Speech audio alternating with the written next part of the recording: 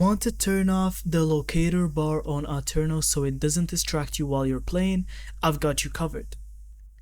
First, log into your Aternos account and go to your server dashboard. Make sure your server is stopped before making any changes. Next, click on Options. Now, inside of here, you're looking for any HUD or locator bar settings. For many versions, this is controlled by the plugin or mod you have installed, like Minimap mods. If you have mod like Journey Map or Zyro Minimap, open the mod settings in-game and disable the locator or minimap bar from the options. Usually it's a toggle called Show Locator Bar or HUD Display. After turning it off, restart your server for the changes to apply.